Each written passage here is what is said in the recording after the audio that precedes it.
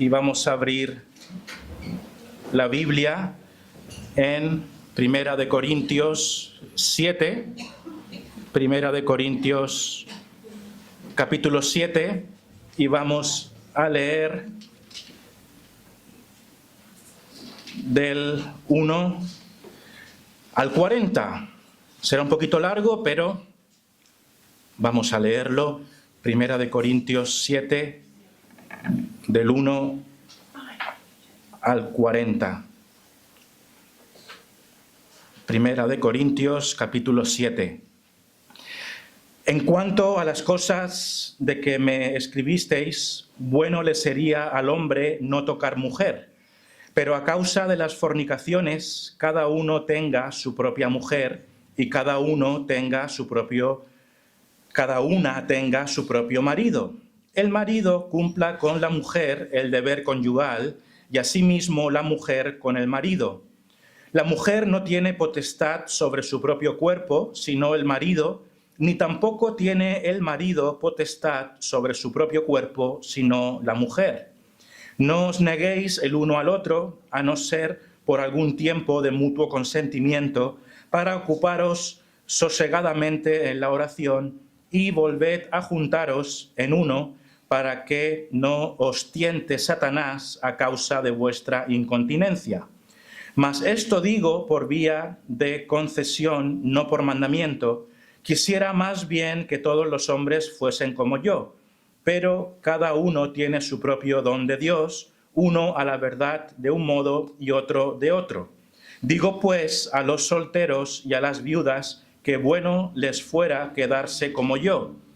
Pero si no tienen don de continencia, cásense, pues mejor es casarse que estarse quemando. Pero a los que están unidos en matrimonio, mando no yo, sino el Señor, que la mujer no se separe del marido. Y si se separa, quédese sin casar o reconcíliese con su marido, y que el marido no abandone a su mujer. Y a los demás, yo digo, no el Señor, si algún hermano tiene mujer que no sea creyente, y ella consiente en vivir con él, no la abandone. Y si una mujer tiene marido que no sea creyente, y él consiente en vivir con ella, no lo abandone, porque el marido incrédulo es santificado en la mujer, y la mujer incrédula en el marido, pues de otra manera vuestros hijos serían inmundos, mientras que ahora son santos.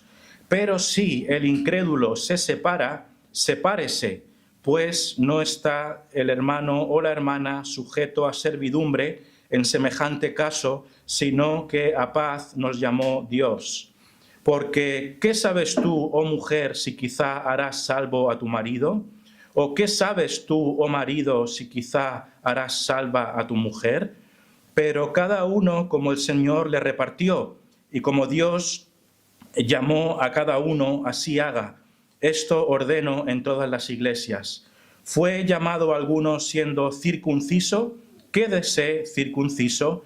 ¿Fue llamado alguno siendo incircunciso? No se circuncide. La circuncisión nada es, y la incircuncisión nada es, sino el guardar los mandamientos de Dios. Cada uno en el estado en que fue llamado, en él se quede. ¿Fuiste llamado siendo esclavo? No te dé cuidado, pero también, si puedes hacerte libre, procúralo más. Porque el que en el Señor fue llamado siendo esclavo, liberto es del Señor. Asimismo, el que fue llamado siendo libre, esclavo es de Cristo. Por precio fuisteis comprados, no os hagáis esclavos de los hombres. Cada uno, hermanos, en el estado en que fue llamado, así permanezca para con Dios. En cuanto a las vírgenes, no tengo mandamiento del Señor, mas doy mi parecer, como quien ha alcanzado misericordia del Señor para ser fiel. Tengo, pues, esto por bueno a causa de la necesidad que apremia, que hará bien el hombre en quedarse como está. ¿Estás ligado a mujer? No procures soltarte. ¿Estás libre de mujer? No procures casarte. Mas también, si te casas, no pecas. Y si la doncella se casa, no peca, pero los tales tendrán aflicción de la carne, y yo os la quisiera evitar. Por esto digo, hermanos, que el tiempo es corto. Resta, pues, que los que tienen esposa sean como si no la tuviesen, y los que lloran como si no llorasen, y los que se alegran como si no se alegrasen, y los que compran como si no poseyesen, y los que disfrutan de este mundo como si no lo disfrutasen, porque la apariencia de este mundo se pasa. Quisiera, pues, que estuvieseis sin congoja. El soltero tiene cuidado de las cosas del Señor, de cómo agradar al Señor, pero el casado tiene cuidado de las cosas del mundo, de cómo agradar a su mujer.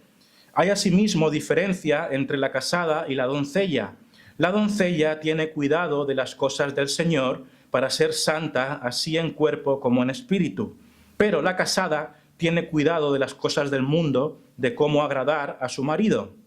Esto lo digo para vuestro provecho, no para tenderos lazos, sino para lo honesto y decente, y para que sin impedimento os acerquéis al Señor. Pero si alguno piensa que es impropio para su hija virgen que pase ya de edad, y es necesario que así sea, haga lo que quiera, no peca, que se case.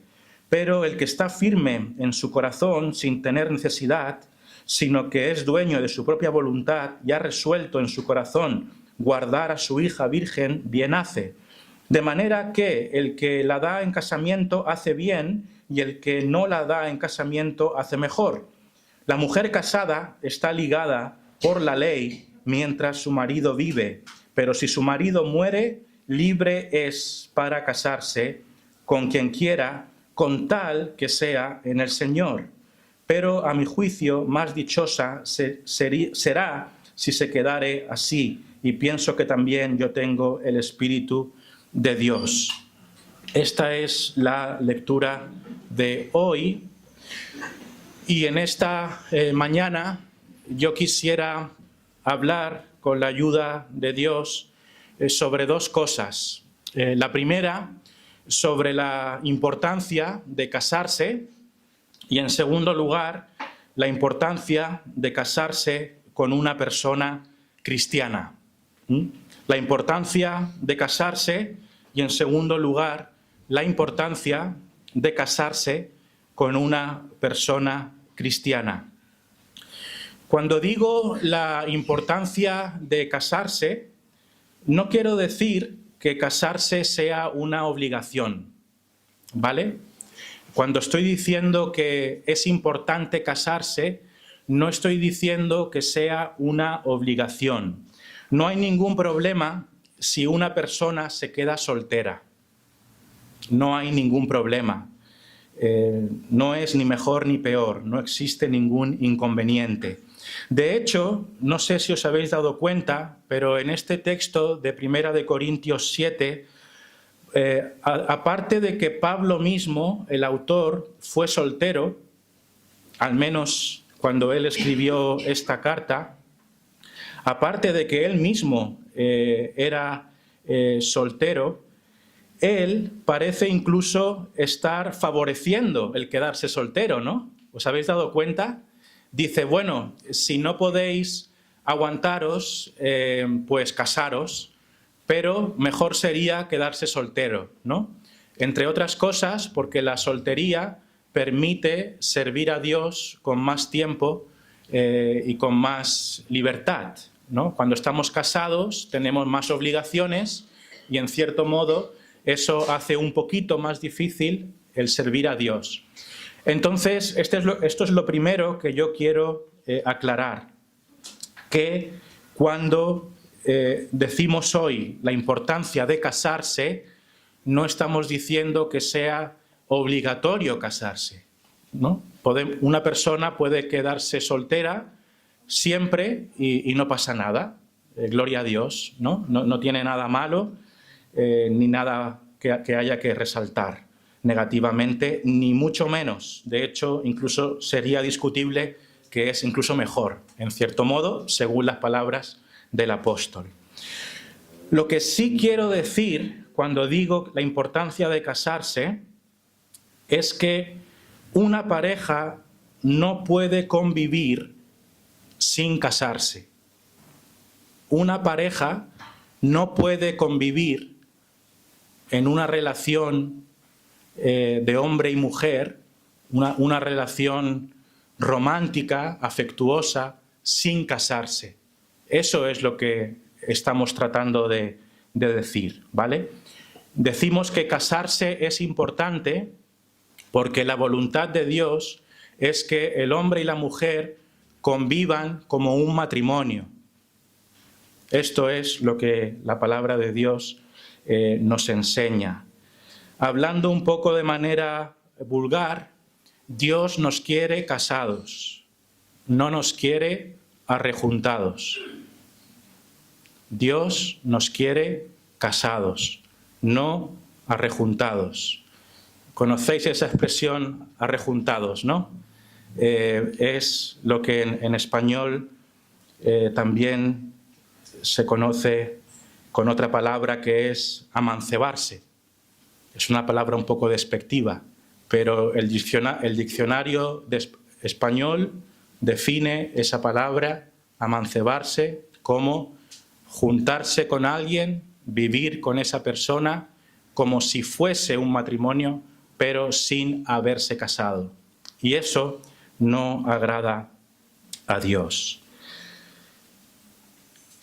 Vaya por delante una aclaración que quiero hacer, que también ha aparecido en este texto, y es que, ¿qué pasa si hay dos personas que se casaron siendo los dos no creyentes, siendo los dos no cristianos, y a posteriori uno de ellos se convierte a Jesucristo, se hace cristiano? ¿Qué ocurre en esos casos?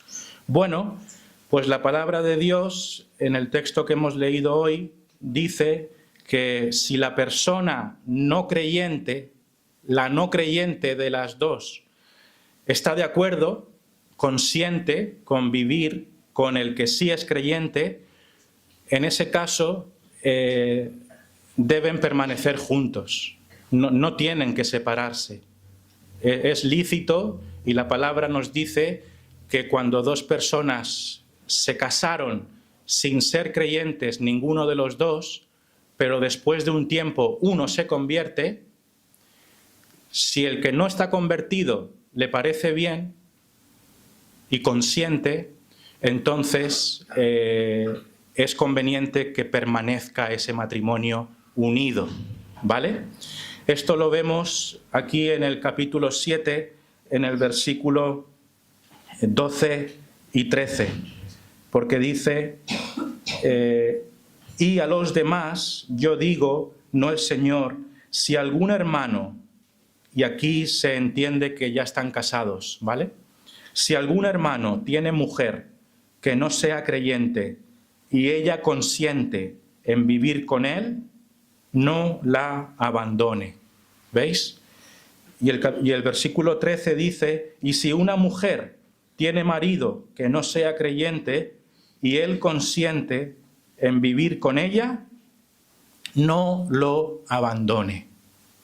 ¿Vale? Entonces está muy claro, según la palabra de Dios, que dos personas que se casaron sin ser cristianas y una se convierte, si la otra consiente, ese matrimonio debe permanecer.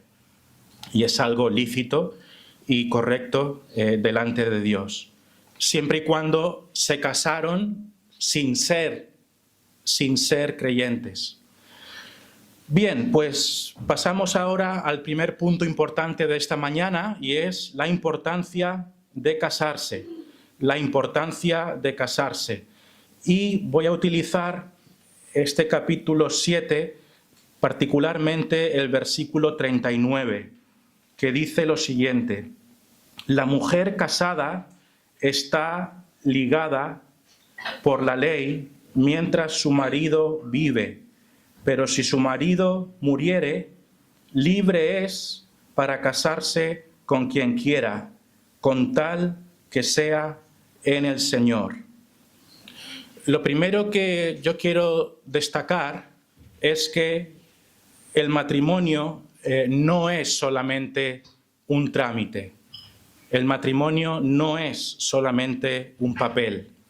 Yo sé que es popular esa idea, un tanto, no sé cómo definirla, pero hay personas que dicen, el matrimonio, eso solo es un papel. Yo no necesito ningún papel para amar a la persona que quiero, ¿no? Queda muy bonito, honestamente. Queda muy bonito, súper bonito. El único problema es que Dios no lo aprueba. Con lo cual no tiene ni pies ni cabeza. Por muy bonito que quede una idea, si Dios no lo aprueba, tenemos que rechazarla. Entonces, aunque quede poquito espiritual, tenemos que darle importancia a los papeles. Sé que no es muy espiritual, pero ¿sabes qué? Es bíblico. Hemos de darle importancia a los papeles. Tenemos que casarnos, entre otras cosas, porque ahora veremos que es un estado legal. Es un estado legal. Entonces, yo quiero recuperar, si se ha perdido, la idea clara y contundente de la importancia del matrimonio para aquellos que tienen una pareja y que aspiran a casarse. Ya hemos dicho que si no te casas, no, está bien también, pero aquellos que se unen con otra persona en un noviazgo deben casarse. Deben casarse y el papel del juez es importante. Es importante. Dicho de otro modo, casarse significa algo. Aunque mucha gente no lo crea, casarse significa algo para Dios. Vaya que sí. Y es algo diferente a no casarse.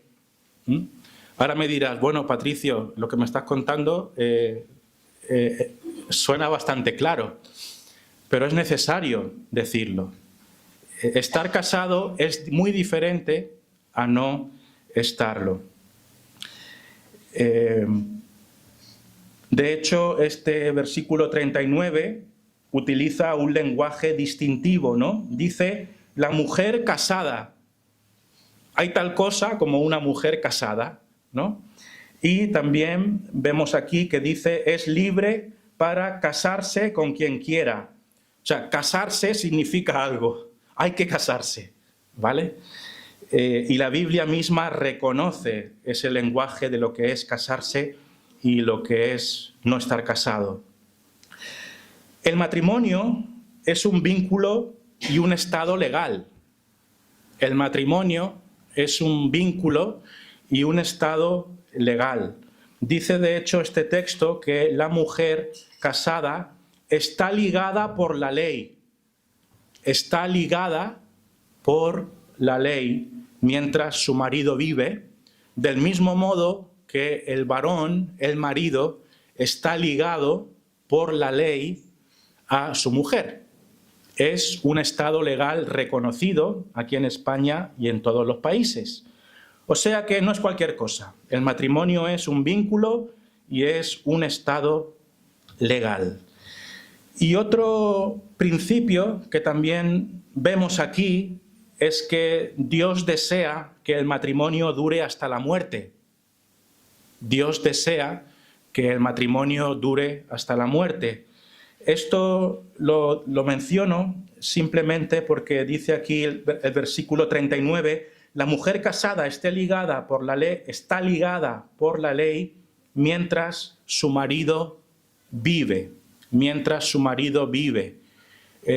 Ahí vemos un principio, y el principio es que en el plan de Dios, en la voluntad de Dios, Él quiere que los matrimonios perduren hasta la muerte.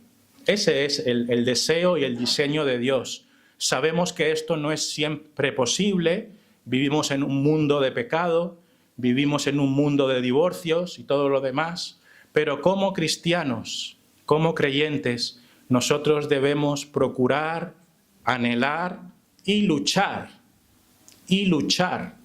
para cumplir la voluntad de Dios. Hay situaciones, no vamos a entrar en ellas, que no permiten eso. Las hay. Pero hay un principio, estamos hablando de un principio, y el principio es procurar que nuestro matrimonio dure hasta la muerte.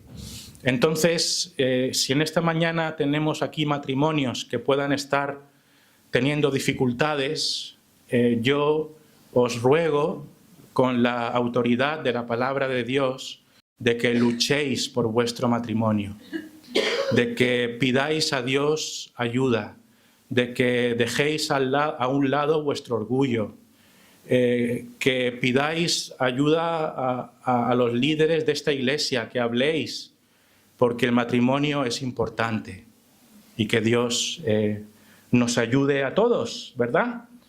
Porque no hay ningún matrimonio que esté exento de ataques y ataques muy duros.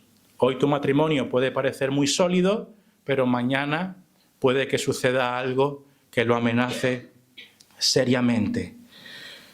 Yo también quisiera decir que Jesús mismo hizo una clara distinción entre tener un marido y tener a un hombre que no es tu marido. Él mismo hizo una clara distinción. Si os fijáis en Juan 4, me gustaría leerlo, en Juan 4, el Evangelio de Juan, capítulo 4, el versículo 16, es la imagen del encuentro entre Jesús y la mujer samaritana. ¿Lo recordáis? El encuentro de Jesús y la mujer samaritana. Y en el versículo 16, el Señor Jesús le dice a esta mujer samaritana: ve, llama a tu marido y ven acá. Respondió la mujer y dijo: no tengo marido. Y Jesús le dijo: bien has dicho, no tengo marido, porque 5 maridos has tenido y el que ahora tienes no es tu marido. Esto has dicho con verdad. ¿Veis? Le dice el Señor Jesús, ¿verdad? Le dice: llama a tu marido. Y la mujer le dice la verdad: no tengo marido, no tengo marido. Y Jesús le dice: lo que has dicho es cierto, porque la persona con la que estás conviviendo y la persona con la que tienes una relación no es tu marido. Entonces, Jesús mismo hace esa distinción. Y esto es un argumento bien importante también, ¿verdad? Existe una diferencia entre tener un matrimonio y no tenerla. También quisiera decir muy brevemente que hoy no entraremos en esto, pero el noviazgo es el paso previo al matrimonio. El noviazgo es el paso previo al matrimonio. Entonces, todo lo que decimos hoy también es aplicable. Las personas que tengan novios o que estén planificando su vida han de tomar estas palabras porque son muy importantes. Los cristianos debemos establecer un noviazgo con el claro objetivo de casarnos. Los creyentes no nos echamos novia, como se suele decir, solo por hacerlo. Lo debemos hacer con la clara intención de casarnos. Y no hay una norma en cuanto a esto, en cuanto debería durar un noviazgo, pero el sentido común, a la luz de la Biblia, sobre todo lo que hemos hablado de las fornicaciones, la incontinencia y todo esto, el sentido bíblico, diría yo, creo que nos indica que los noviazgos cristianos deberían ser relativamente cortos.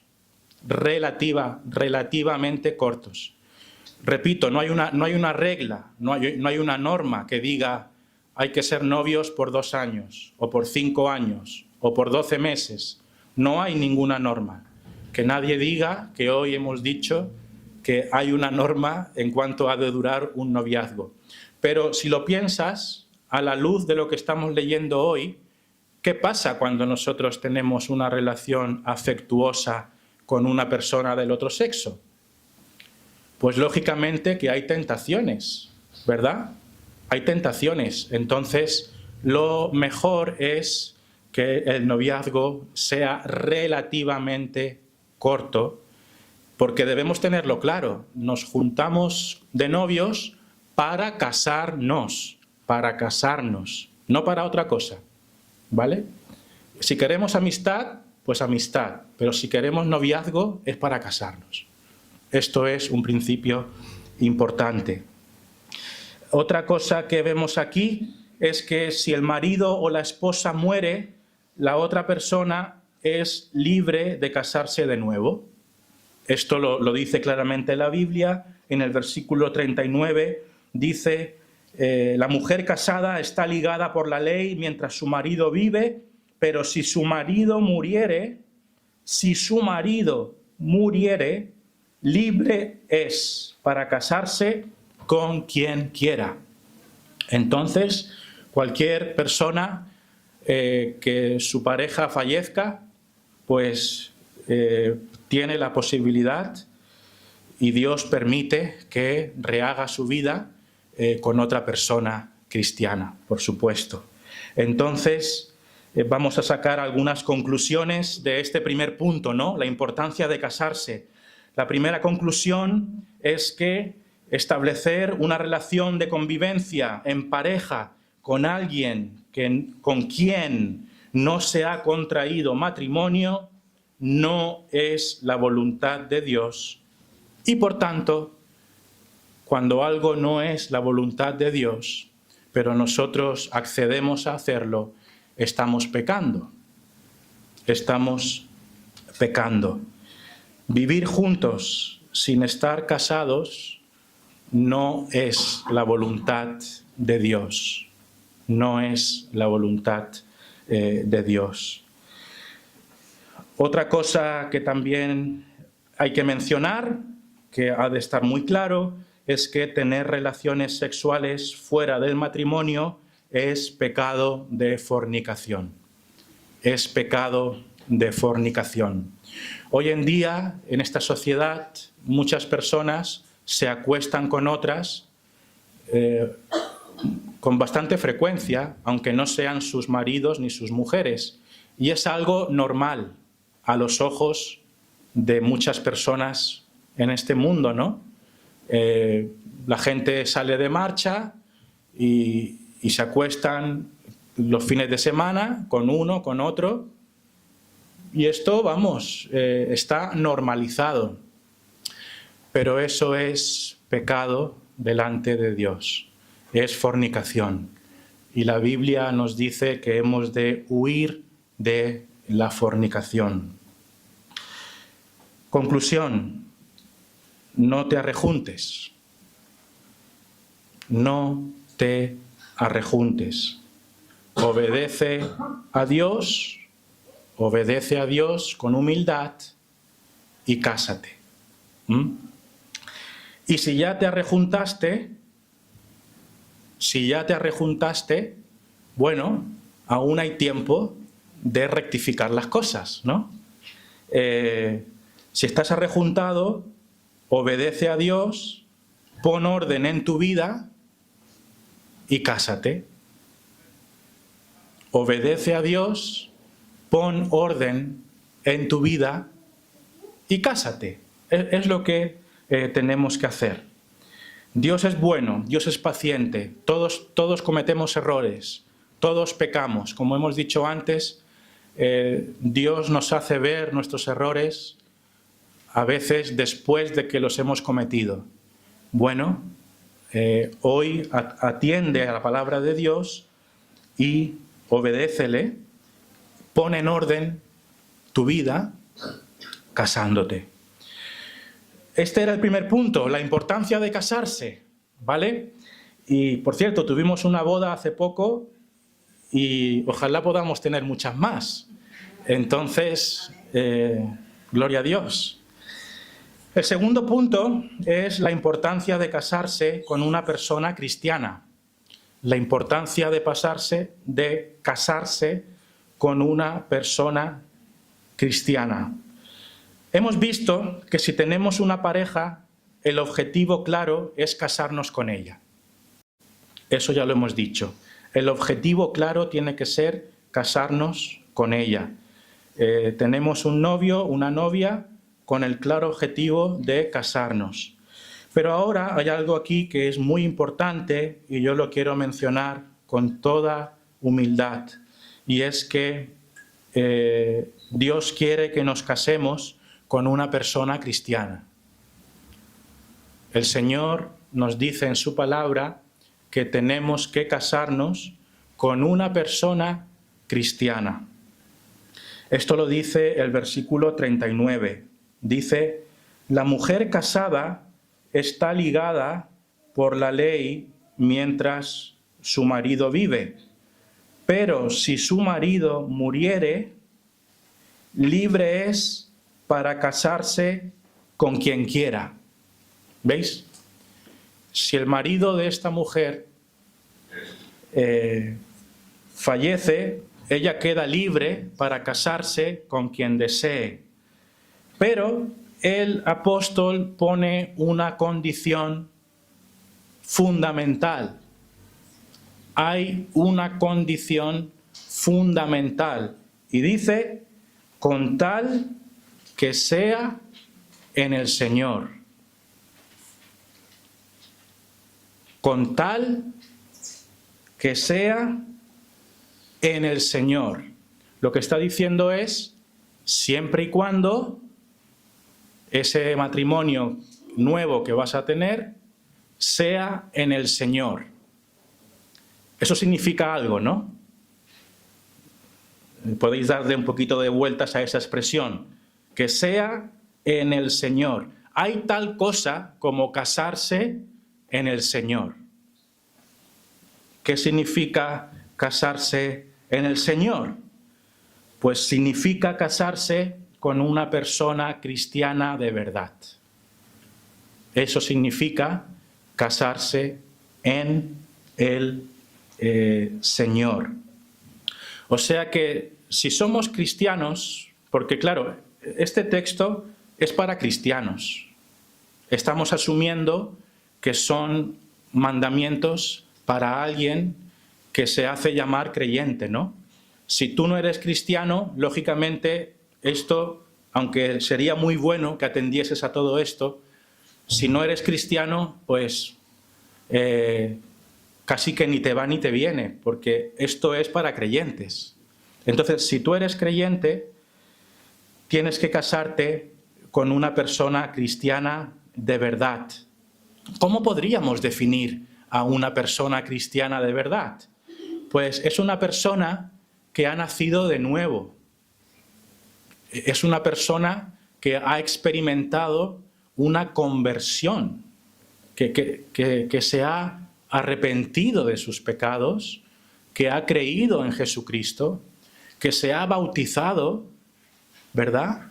Y que está haciendo una vida de creyente buscando la santidad en una iglesia local. Eso es un cristiano. Eso no es un supercristiano, ¿eh? Eso simplemente es un cristiano. Alguien que ha creído en Jesucristo, alguien que se ha arrepentido de sus pecados, alguien que tiene a Jesús como el Señor de su vida, alguien que se ha bautizado y alguien que vive su vida anhelando la santidad, luchando por agradar a Dios, formando parte de una iglesia cristiana. Y ya está. Entonces, tenemos que buscar a un hombre que sea así. Esto es importante porque, claro, a veces decimos, bueno, es verdad, hay que casarse con alguien cristiano. Entonces, al primer evangélico que pase por delante, con este me caso. Y esto no es así, ¿no? Primero, porque, para empezar, no todos los evangélicos son cristianos. Puede ser evangélico de boca, pero no estar convertido. Entonces, tú tienes que asegurarte de que no te está vendiendo la moto. por estar por aquí, quizá todavía no ha conocido a Dios. Su vida no ha sido cambiada. Entonces, tú tienes que indagar. ¿De verdad es un creyente? ¿De verdad ama a Dios? ¿De verdad se ha bautizado? O a lo mejor lo está haciendo para llamarme la atención. Porque eso también es cierto. Hay personas que aparentan solamente para casarse. Disculpadme que lo diga así, pero sucede también. Personas que aparentan ser creyentes con el único objetivo de ganar el beneplácito de la otra persona, y después cuando se casan se ve la verdadera cara, que simplemente fue una trampa para ganar a la persona, ¿no? Entonces, disculpad que sea tan franco, pero hemos de reconocer la realidad. Y esto es lo que debemos buscar. Yo os diría incluso más. Sabéis, Dios es bueno. Dios es bueno. Y aquellos que confían en Él, Dios les provee de un buen marido y de una buena mujer. Por eso yo te animo, no solamente a buscar un creyente, busca un buen creyente. Pídele a Dios, Señor, dame una buena creyente, que te ame. Y mira, Dios es grande. Mírame a mí. Mira a Julian. Si Dios ha tenido compasión de nosotros, mira a Vicente. Si Dios ha tenido misericordia de nosotros, si Dios ha tenido misericordia de mí, que yo ya no sabía dónde buscar, Dios puede tener compasión de ti también. Nosotros podemos decir que Dios ha sido bueno con nosotros. Y yo sé que el panorama no parece fácil, ¿no? No hay muchos creyentes aquí en Mallorca y parece difícil, me voy a quedar solo, me voy a quedar sola. Pero tú confía en Dios. Y Él va a honrarte. Si tú deseas de corazón agradarle, Él te va a honrar. Te va a proveer a su tiempo la persona que necesitas, un buen marido, una buena mujer. También casarse en el Señor significa tener un matrimonio en obediencia a la autoridad de Dios, ¿no? Porque eso es lo que significa casarse en el Señor. ¿Veis esa palabra? Señor. ¿Qué significa casarse en el Señor? Pues que Dios es el Señor en ese matrimonio. Él es la autoridad. Él es el que coloca sus normas en ese matrimonio, ¿no? Entonces, eso significa también casarse en el Señor. ¿Por qué un cristiano debe casarse solamente con una cristiana de verdad? ¿Por qué un cristiano debe casarse solamente con una cristiana de verdad? Bueno, yo sé que a mucha gente esto le puede parecer elitista y que mira a los evangélicos que son de selectivos, habiendo gente, tan buena gente, mira cómo son. Pero la palabra de Dios es lo que dice. Entonces, hemos de obedecer a Dios antes de parecer tan simpáticos ante los hombres, ¿no? Porque, bueno, no queremos ser antipáticos ni nos creemos mejores que nadie, de verdad. No somos mejores que nadie, más bien todo lo contrario. La Iglesia la conforman personas pecadoras como nosotros, viles como nosotros, sucios como nosotros. Y simplemente hemos encontrado a Jesucristo nuestro Salvador, que nos ha perdonado nuestros pecados. Y luchamos, ¿no?, con tratar de vivir vidas más santas, pero somos muy frágiles y todo lo demás. Entonces, lo que quiero decir ahora, de verdad, no es con ninguna soberbia de que los creyentes sean mejores que los no creyentes. Todos sabemos de matrimonios no creyentes que conviven hasta la muerte y son muy ejemplares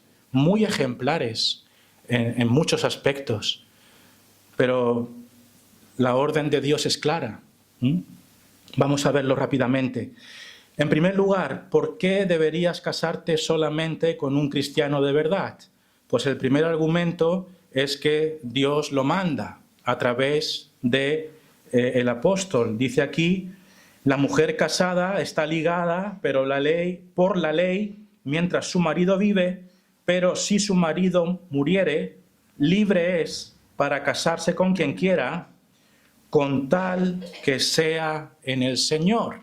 Con tal que sea en el Señor. Entonces, Dios mismo, a través del apóstol, nos está diciendo que si nos casamos, tiene que ser en el Señor. Lo segundo es que Dios, en el Antiguo Testamento, prohibió el matrimonio entre personas de su pueblo y personas que no eran de su pueblo. En el Antiguo Testamento, Dios prohibió explícitamente, claramente, un mandamiento, y es que las personas de su pueblo no podían casarse con personas que no fuesen de su pueblo. Yo sé perfectamente, sé bastante bien, que hay aspectos del Antiguo Testamento que no podemos traerlos al Nuevo Testamento así sin más, porque es verdad que existe cierta discontinuidad entre el Antiguo Testamento y el Nuevo Testamento. Sin embargo, ahora lo vamos a ver, aquí hay un principio que perdura, ¿vale? Si miramos en Deuteronomio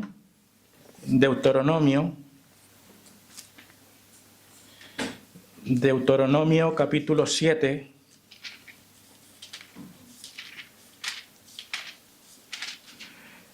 Deuteronomio capítulo 7, del 1 al 6, dice, cuando Jehová, tu Dios, te haya introducido en la tierra en la cual entrarás para tomarla, y haya echado de delante de ti a muchas naciones, al Eteo, al Gergeseo, al Amorreo, al Cananeo, al Fereceo, al Heveo y al Jebuseo, 7 naciones mayores y más poderosas que tú, y Jehová tu Dios las haya entregado delante de ti, y las hayas derrotado, las destruirás del todo. No harás con ellas alianza, ni tendrás de ellas misericordia, y no emparentarás con ellas, no darás tu hija a su hijo, ni tomarás a su hija para tu hijo, porque, esto es importante, desviará a tu hijo de en pos de mí, y servirán a dioses ajenos. Y el furor de Jehová se encenderá sobre vosotros y te destruirá pronto. Mas así habéis de hacer con ellos. Sus altares destruiréis y quebraréis sus estatuas y destruiréis sus imágenes de acera y quemaréis sus esculturas en el fuego, porque tú eres pueblo santo para Jehová tu Dios. Jehová tu Dios te ha escogido para serle un pueblo especial, más que todos los pueblos que están sobre la tierra. Este texto, de verdad que es un contexto diferente al que estamos viviendo hoy. Hay cosas que no aplicaríamos hoy en día, ¿verdad? Porque aquí se habla de unas naciones que hay que derrotarlas y destruirlas y hay que tirar abajo sus altares, ¿no? Entonces, lógicamente, no nos vamos a poner a destruir casas o iglesias que no sean la nuestra, ¿no? No tiene nada que ver con esto. Pero dicho eso, mencionada la discontinuidad que hay con nosotros hoy, aquí hay algo fundamental que sigue aplicando hoy, y es el corazón. el corazón. ¿Por qué Dios no quería que los hijos de Israel se juntaran en matrimonio con hombres y mujeres de otras naciones? Fijaos en el versículo 4. Porque desviará a tu hijo de en pos de mí.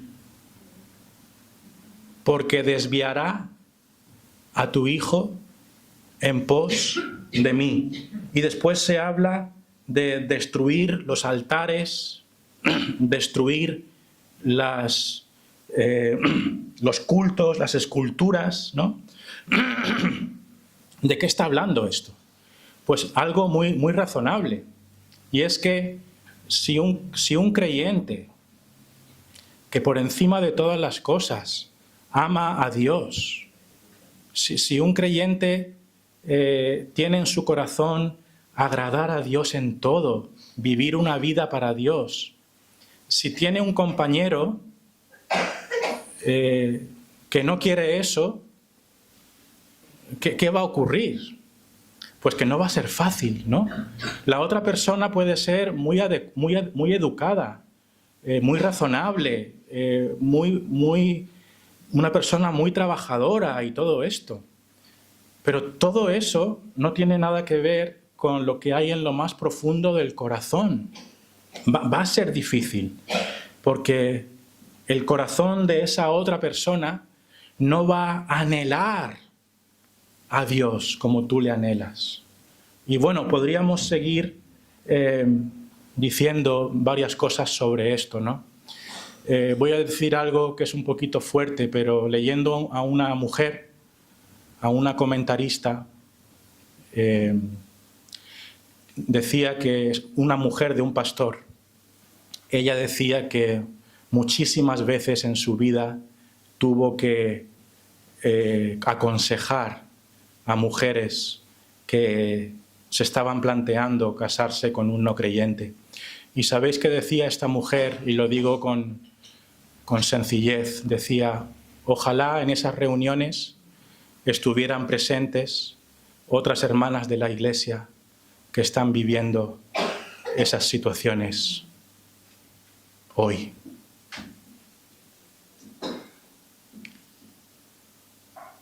Para que comprendieran.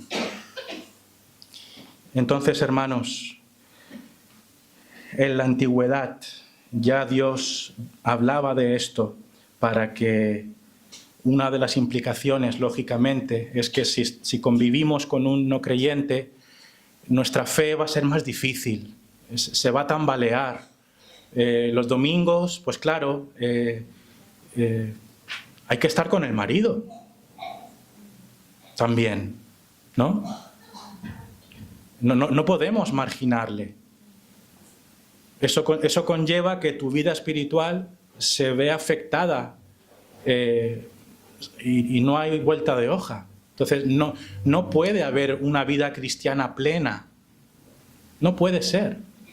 Es imposible estando con una persona que no tenga tu misma prioridad. Otro argumento más es que el matrimonio es una unión íntima, física y espiritual que representa la unión entre Cristo y su Iglesia, ¿no? Entonces, un matrimonio es una unión espiritual, es una unión física.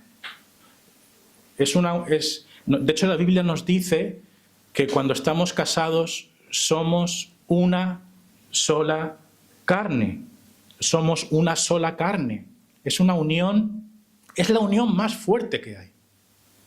La unión más íntima y fuerte que hay es entre un hombre y una mujer.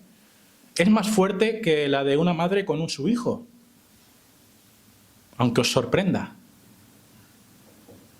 Porque una madre con su hijo no es una sola carne, por mucho que lo quiera. Tú eres una sola carne solamente con tu esposa. Entonces, claro, la Biblia nos dice que el hombre representa a Cristo, ¿verdad? Hay una simbología Dios diseñó el matrimonio para hablarnos de una realidad más gloriosa. El matrimonio fue inventado por Dios para hablarnos de la gran unión entre Cristo y su iglesia. El marido representa a Cristo, la mujer representa la iglesia. Entonces, el que no cree, ¿a quién representa?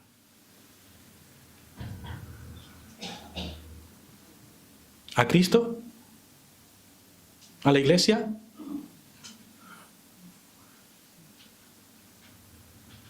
¿Entendéis, hermanos?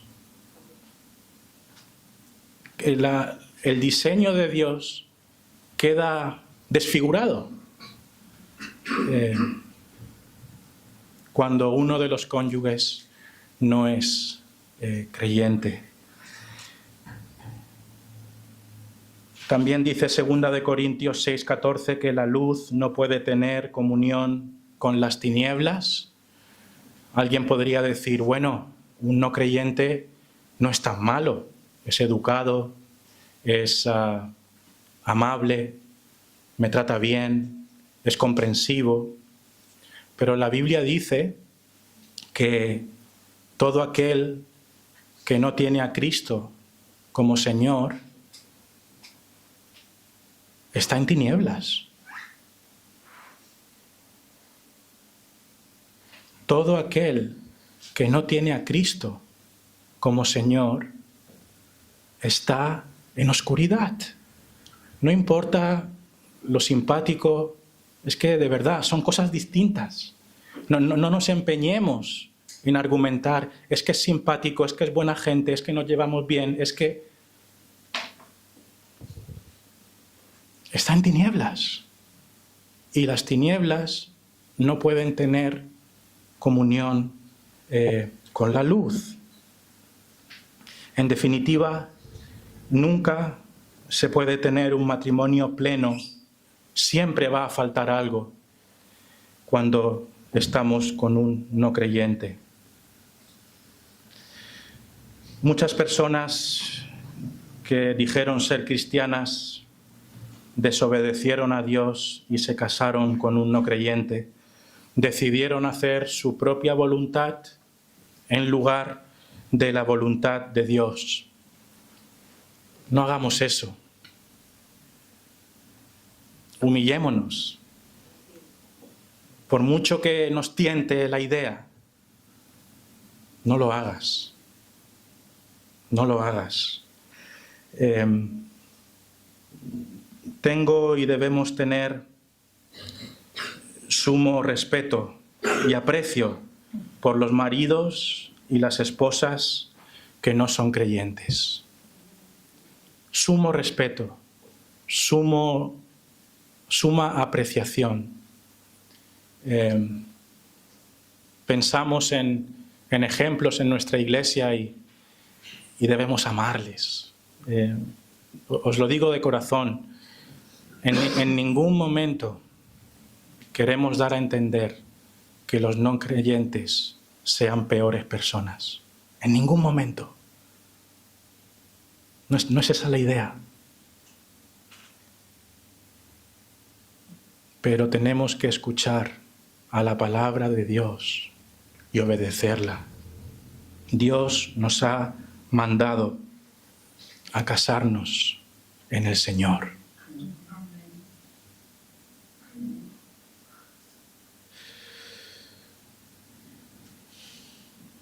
Conclusiones. Si te casaste con tu marido siendo los dos incrédulos y después te convertiste tú, pero él no, y él está de acuerdo, pues no te separes. No te separes. Sigue con él y oraremos para que Dios toque su corazón, algo que debemos hacer con frecuencia. No te rejuntes. No te arrejuntes. No te arrejuntes. Cásate. Cásate, porque la Biblia le da importancia a casarse. Casarse es importante delante de Dios. Si ya te arrejuntaste, pon tu vida en orden y cásate. Habla con la otra persona y dile, mira, esto no puede ser. Lo estamos haciendo mal. Dios quiere que nos casemos. Y tienes que ponerte firme. Ponte firme. Me tengo que casar para estar bien con Dios. Y Dios es lo más importante para mí. Casémonos y arreglemos las cosas. Tenemos buenos ejemplos de eso. Una pareja en Ibiza, recientemente, se convirtieron ambos, pero no estaban casados. ¿Se casaron? Claro que sí, para regularizar su situación con Dios. Esto es lo que hay que hacer. Si te has arrejuntado con un no creyente, todavía estás a tiempo. Puedes dejarlo. Puedes dejarlo. Sé que no es fácil, ¿no? Para mí es muy fácil decirlo. Y estoy seguro de que para ti no. No dudes que soy consciente de lo duro, lo triste que puede ser romper un vínculo afectuoso. Pero Dios te va a bendecir. Hay que ser valientes. Son decisiones muy importantes. Y el tiempo pasa, ¿no? Y lo cura todo. Y puedes tener una buena mujer cristiana, una buena creyente, una buena esposa, que vaya contigo a las reuniones, que comparta contigo tu fe, que ore contigo. ¿Acaso eso no vale la pena? Claro que sí. Y a veces hay que tomar decisiones duras. Pero Dios está con nosotros. Vas a tener el respaldo de Dios. Y sabéis, sé que esto suena poco afectuoso y pareceré frío, pero nadie se ha muerto por separarse de una persona. Sé que lo digo de una manera fría, pero la gente rehace su vida. No pasa nada. No quiero ser insensible de corazón, os lo digo, pero a veces pensamos que se va a acabar el mundo. ¿Verdad? Pensamos, esto va a explotar. Bueno, en ese momento va a ser complicado, claro que sí, va a ser triste. Pero yo os diría que poquito después llegan nuevas ilusiones. Y el Señor nos provee de un nuevo horizonte. Y después vamos a mirar atrás y diremos, valió la pena obedecer a Dios. Si guardas en tu corazón y obedeces a lo que Dios te dice y me dice hoy mediante su palabra, te vas a ahorrar muchos sufrimientos en tu vida, muchas tristezas. El matrimonio nunca es fácil, pero un matrimonio cristiano es una gran bendición de Dios. Amén, que el Señor te bendiga.